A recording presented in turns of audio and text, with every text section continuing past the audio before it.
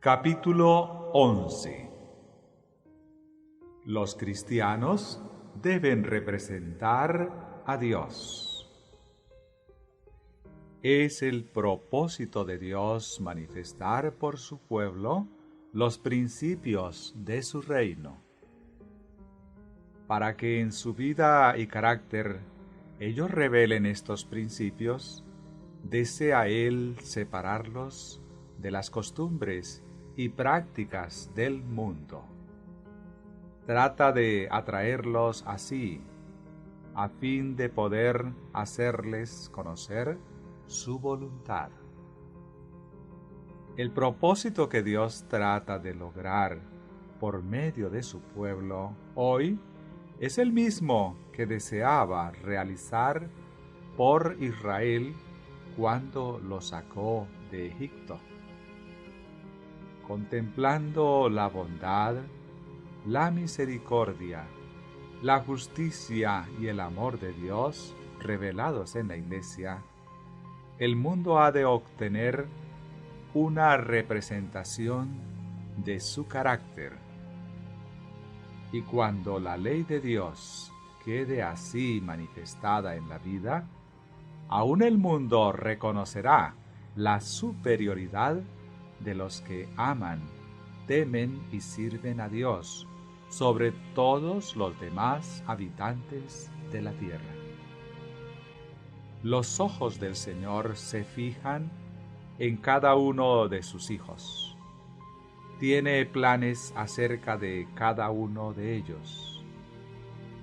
Es propósito suyo que aquellos que practican sus santos preceptos sean un pueblo distinguido. Al pueblo de Dios de la actualidad, tanto como al antiguo Israel, pertenecen las palabras que Moisés escribió por inspiración del Espíritu. Porque tú eres pueblo santo de Jehová, tu Dios.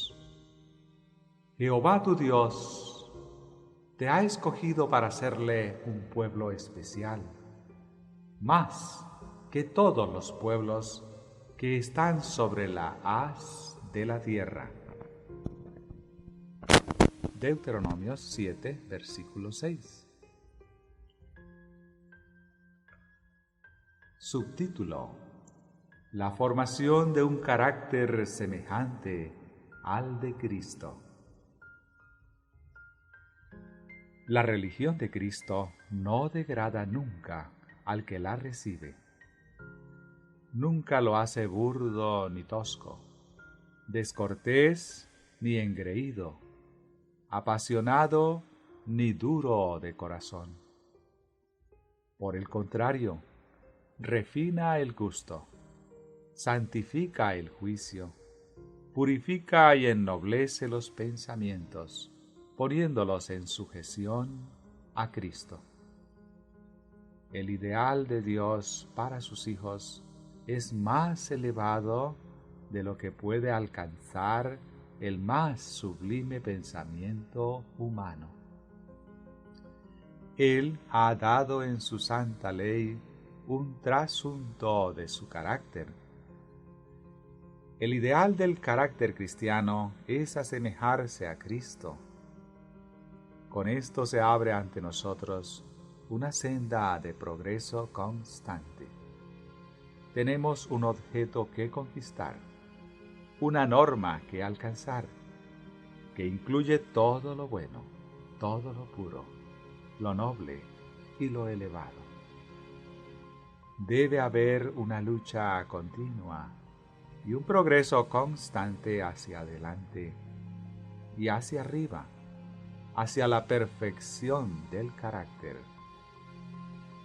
Seremos individualmente, para este tiempo y para la eternidad, lo que nos hagan nuestros hábitos. La vida de los que adquieren los debidos hábitos y son fieles en el cumplimiento de todo deber, será como luz resplandeciente que derrame sus rayos brillantes sobre las sendas ajenas.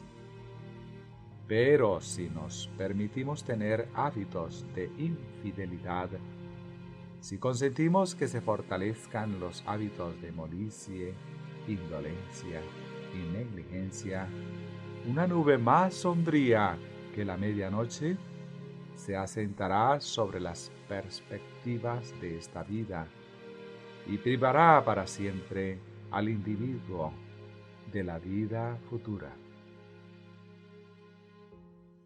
Bienaventurado es aquel que escucha las palabras de vida eterna, guiado por el Espíritu de verdad. Él será conducido a toda verdad. No será honrado, amado y alabado por el mundo, pero será precioso a la vista del cielo. Mirad cuál amor nos ha dado el Padre, que seamos llamados hijos de Dios. Por esto el mundo no nos conoce, porque no le conoce a Él. Primera de Juan, capítulo 3, verso 1. Subtítulo: Viva valientemente hoy. Recibida en el corazón, la verdad de Dios puede hacernos sabios para salvación. Al creerla y obedecerla, recibiremos gracia suficiente para los deberes y las pruebas de hoy. No necesitamos la gracia para mañana. Debemos comprender que hemos de tratar tan solo con el día de hoy. Venzamos hoy, neguémonos a nosotros mismos, velemos y oremos ahora. Obtengamos victorias en Dios hoy. Las circunstancias y el ambiente que nos rodean, los cambios que se realizan diariamente alrededor de nosotros y la palabra escrita de Dios que discierne y prueba todas las cosas, bastan para enseñarnos nuestro deber y lo que debemos hacer día tras día. En vez de permitir que nuestra mente se espacíe en pensamientos de los cuales no obtengamos beneficio alguno, debemos escudriñar las Escrituras diariamente y cumplir en la vida cotidiana los deberes que tal vez ahora nos resulten penosos, pero que alguien debe cumplir. Muchos fijan los ojos en la terrible perversidad que existe en derredor de ellos, la apostasía y la debilidad que hay por todas partes, y hablan de estas cosas hasta que su corazón está lleno de tristeza y duda.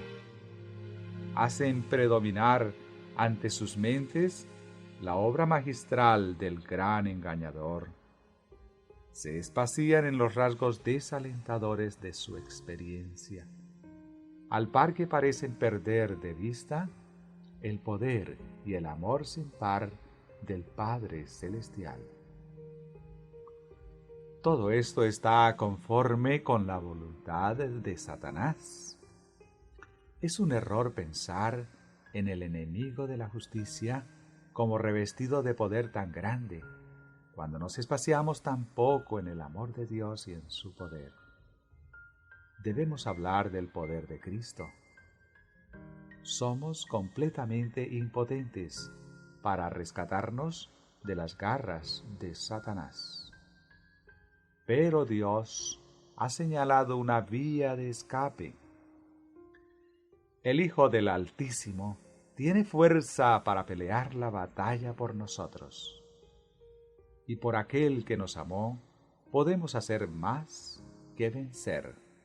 Romanos 8, versículo 37. No obtenemos fuerza espiritual si solo pensamos en nuestras debilidades y apostasías y lamentamos el poder de Satanás. Esta gran verdad debe ser establecida como principio vivo en nuestra mente y corazón.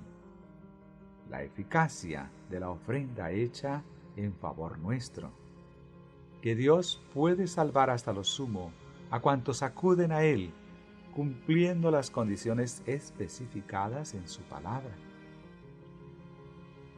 Nuestra obra consiste en poner nuestra voluntad de parte de la voluntad de Dios. Luego, por la sangre de la expiación, llegamos a ser partícipes de la naturaleza divina. Por Cristo somos hijos de Dios y tenemos la seguridad de que Dios nos ama así como amó a su Hijo. Somos uno con Jesús. Vamos a donde Cristo nos conduce. Él tiene poder para disipar las densas sombras que Satanás arroja sobre nuestra senda, y en lugar de las tinieblas y el desaliento, brilla el sol de su gloria en nuestro corazón. Hermanos y hermanas, contemplando es como somos transformados, espaciándonos en el amor de Dios y de nuestro Salvador, admirando la perfección del carácter divino y apropiándonos la justicia de Cristo por la fe, hemos de ser transformados a su misma imagen. Por lo tanto, no reunamos todas las cuadros desagradables, las iniquidades, las corrupciones y los desalientos, evidencias del poder de Satanás, para grabarlos en nuestra memoria, para hablar de ellos y lamentarlos hasta que nuestras almas están llenas de desaliento. Un alma desalentada está en tinieblas, y no solo deja de recibir ella misma la luz de Dios, sino que impide que llegue a otros. Satanás se deleita viendo los cuadros de los triunfos que obtiene al restar fe y aliento a los seres humanos. Representad a Dios por una vida abnegada. El pecado más difundido que nos separa de Dios y provoca tantos trastornos espirituales contagiosos es el egoísmo. No se puede volver al Señor excepto mediante la abnegación. Por nosotros mismos no podemos hacer nada. Pero si Dios nos fortalece, podemos vivir para hacer bien a otros, y de esta manera rehuir el mal del egoísmo. No necesitamos ir a tierras paganas para manifestar nuestros deseos de consagrarlo todo a Dios en una vida útil y abnegada. Debemos hacer esto en el círculo del hogar, en la iglesia, entre aquellos con quienes tratamos y con aquellos con quienes hacemos negocios. En las mismas vocaciones comunes de la vida es donde se ha de negar al yo y mantenerlo en sujeción. Pablo podía decir: cada día muero. 1 Corintios 15, verso 31. Es esa muerte diaria del yo en las pequeñas transacciones de la vida lo que nos hace vencedores. Debemos olvidar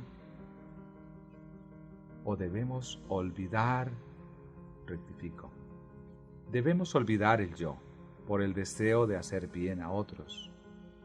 A muchos les falta decididamente amor por los demás. En vez de cumplir fielmente su deber, procuran más bien su propio placer. Rectifico esta última frase. En vez de cumplir fielmente su deber, procuran más bien su propio placer.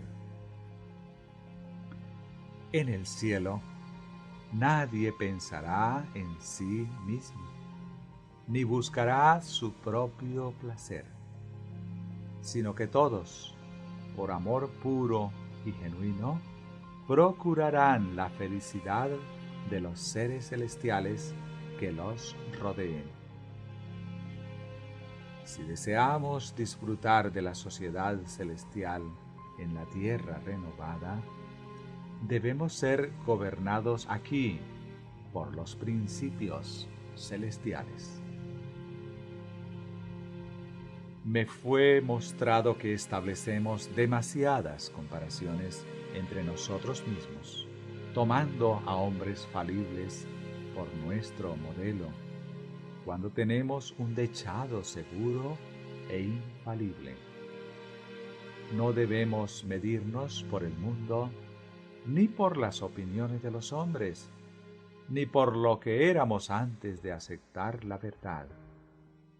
Nuestra fe y nuestra posición en el mundo, tal como son ahora, deben compararse con lo que habrían sido si nuestra senda nos hubiese llevado siempre hacia adelante y hacia arriba, desde que profesamos seguir a Cristo. Esta es la única comparación que se puede hacer sin peligro. En cualquier otra que se haga, habrá engaño. Si el carácter moral y el estado espiritual de los hijos de Dios no corresponden a las bendiciones, los privilegios y la luz que Él les ha concedido, aquellos son pesados en la balanza, y los ángeles los declaran faltos. El pecado imperdonable. ¿En qué consiste el pecado contra el Espíritu Santo? En atribuir voluntariamente a Satanás la obra del Espíritu Santo. Supongamos, por ejemplo, que uno presencie la obra especial del Espíritu de Dios. Tiene evidencia convincente de que la obra está en armonía con las Escrituras, y el Espíritu testifica a su espíritu que es de Dios. Pero más tarde, cae bajo la tentación, lo domina el orgullo, la suficiencia propia o alguna otra característica mala, y rechazando toda la evidencia de su carácter divino, declara que lo que antes reconoció como ser del Espíritu Santo era poder de Satanás. Por medio de su Espíritu es como Dios obra en el corazón humano. Y cuando los hombres rechazan voluntariamente al Espíritu y declaran que es de Satanás, cortan el conducto por medio del cual Dios puede comunicarse con ellos. Al negar la evidencia que a Dios le agradó darles, apagan la luz que había resplandecido en sus corazones, y como resultado son dejados en tinieblas. Así se cumplen las palabras de Cristo. Mira pues, si la lumbre que hay en ti es tinieblas. Lucas 11, versículo 35.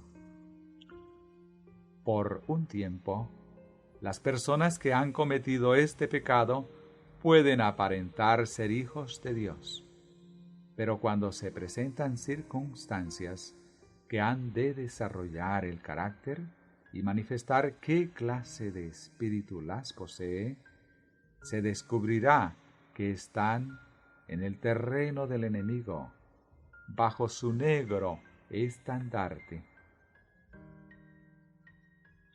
Subtítulo: Confesando o negando a Cristo. En nuestro trato con la sociedad, en la familia o en cualesquiera relaciones que trabemos en la vida, sean ellas limitadas o extensas, hay muchas maneras por las cuales podemos reconocer a nuestro Señor y muchas maneras por las cuales le podemos negar. Podemos negarle en nuestras palabras, por hablar mal de otros, por conversaciones insensatas, bromas y burlas, por palabras ociosas o desprovistas de bondad, o prevaricando al hablar contrariamente a la verdad. Con nuestras palabras podemos confesar que Cristo no está en nosotros. Con nuestro carácter podemos negarle, amando nuestra comodidad, rehuyendo los deberes y las cargas de la vida que alguien debe llevar si nosotros no lo hacemos, y amando los placeres pecaminosos. También podemos negar a Cristo por el orgullo de los vestidos y la conformidad al mundo, o por una conducta descortés. Podemos negarle amando nuestras propias opiniones y tratando de ensalzar y justificar el yo.